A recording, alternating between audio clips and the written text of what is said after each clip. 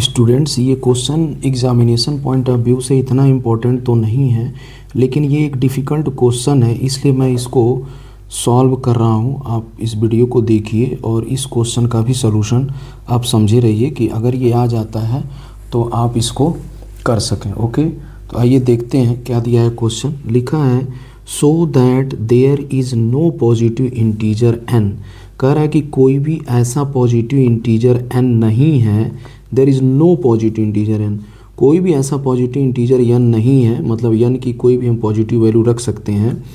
तो कोई भी ऐसी पॉजिटिव वैल्यू हम रखेंगे तो उसके लिए ये जो टर्म है √n-1 प्लस √n+1 ये रेशनल नहीं होगा। ठीक है, so that there is no positive integer n for which this is rational, मतलब कोई भी ऐसा पॉजिटिव इंटीजर नहीं है जिसके लिए ये रेशनल हो जाए, मतलब ये रेशनल नहीं होगा, हर हाल में ये क्या होगा, इर्रेशनल ही होगा। ठीक है, तो कैसे इसको सॉल्व करेंगे, तो सबसे पहले जैसे आप वो √2 √3 को प्रूफ करते हैं तो ऐसे ही आप इसमें लिख लीजिए कि let √n-1 plus √n+1 is a rational number.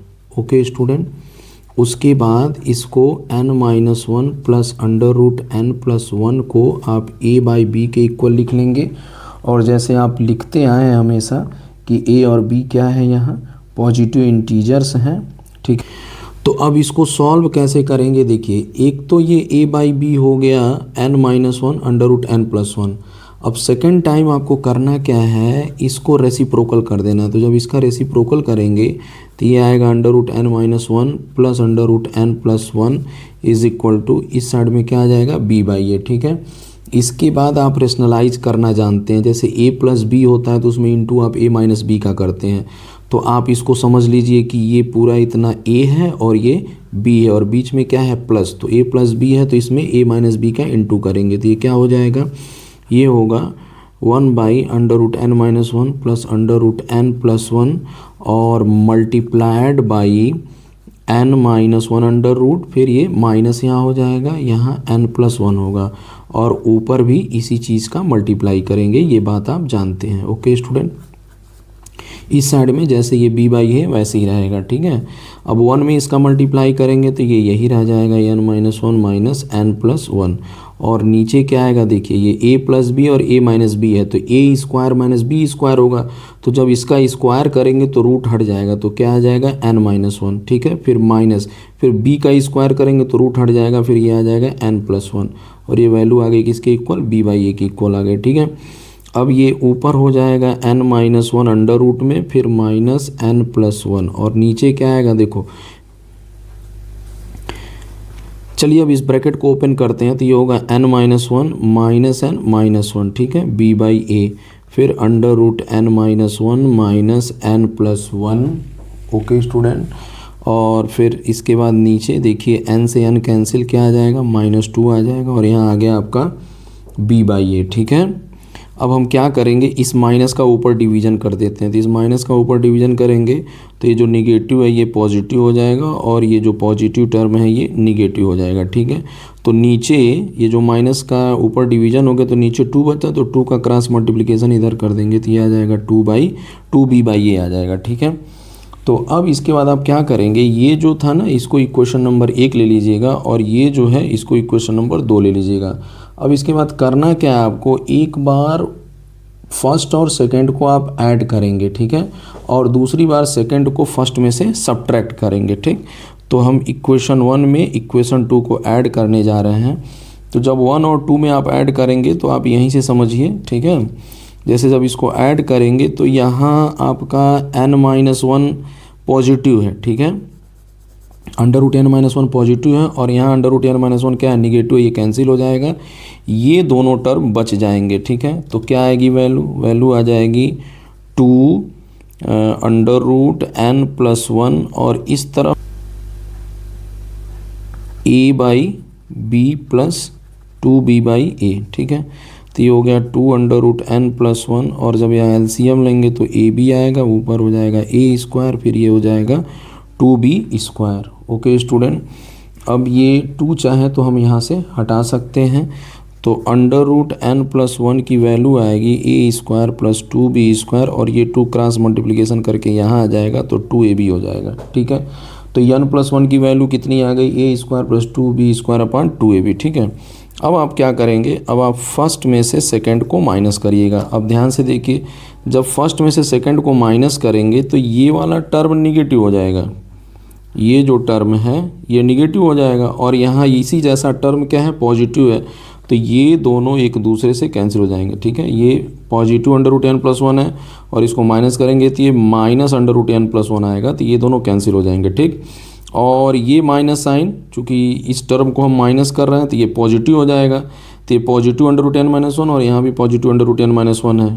ठीक है, तो ये दोनों जुड़ के हो जाएंगे 2 positive under root n minus one. ठीक है, और इस साइड में क्या होगा, ए बाई बी माइनस, ये सेकंड इक्वेशन माइनस कर रहे हैं, 2b बाई ए। ठीक है, अब इसको सॉल्व करेंगे तो क्या आएगा, ए बी आएगा, ये हो जाएगा ए स्क्वायर माइनस 2b², यहाँ 2 under root n minus one. अब under root n minus one की वैल्यू 2 को यहाँ पहुँचाइए क्रॉस मल्टीप्लिकेशन से, ए square minus 2b² upon 2ab हो जाएगा। ठीक है, अब जो है इन दोनों वैल्यूज़ को आप देखिए। ठीक है, अब आप क्या देख रहे हैं कि इसमें a, b और 2 ये सब इंटीजर हैं, तो ऊपर का पूरा टर्म इंटीजर हो जाएगा, नीचे का भी पूरा टर्म इंटीजर हो जाएगा, और इंटीजर बाय इंटीजर क्या आता है, रेशनल आता है। तो this implies that under root n plus one ये क्या हो गया, रेशनल हो गया। ठीक है, फिर यहाँ भी देखिए a, b और 2 सब इंटीजर हैं, क्योंकि शुरू में ही मैंने कहा था कि ये जो आप सपोज कर रहे हैं तो यहाँ लिखेंगे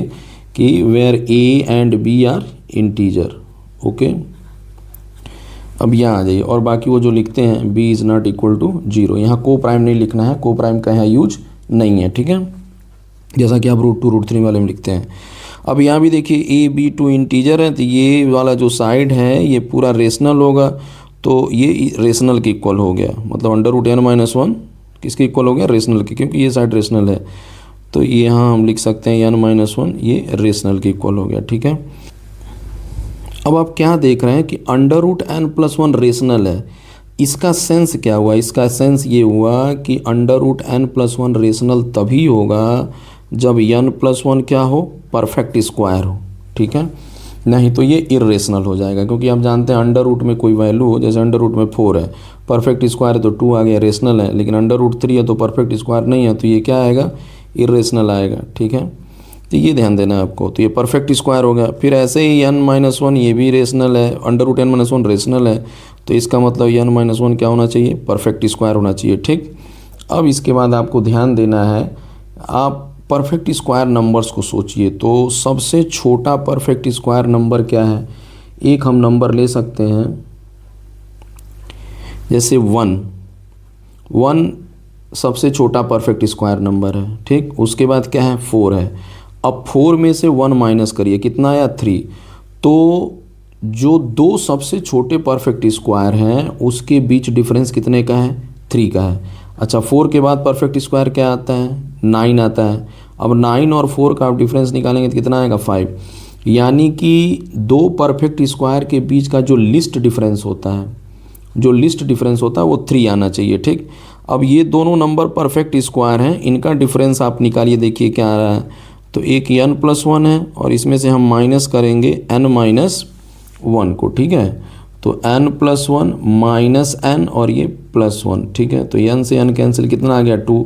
अब ये दोनों, ये भी परफेक्ट स्क्वायर नंबर है, ये भी परफेक्ट स्क्वायर है, तो दो परफेक्ट स्क्वायर के बीच कम से कम डिफरेंस 3 आना चाहिए, और यहाँ डिफरेंस कितना आ गया, 2 आ गया। ठीक है, तो आप लिखेंगे कि this is not possible because the least difference between two perfect square number is equal to 3। तो ये जो गड़बड़ी आई है, जो कंट्राडिक्शन हुआ है, ये जो कंट्राडिक्टरी रिजल्ट आया है, ये क्यों आया है, क्योंकि हम शुरू से ही गलत मान के चल रहे हैं। ये जो हमारा एजम्पशन है under root n minus one plus under root n plus one is equal to a by b, और इसके ऊपर जो हमने इसको क्या माना हुआ है, रेशनल माना हुआ है, तो ये हमारा एजम्पशन गलत है। इसका मतलब ये हुआ कि n के जगह पे कोई भी पॉजिटिव इंटीजर हम रखें तो under root n minus one plus under root n plus one ये कभी रेशनल नहीं होगा, ये हमेशा क्या होगा, इर्रेशनल होगा। ठीक है, ओके स्टूडेंट।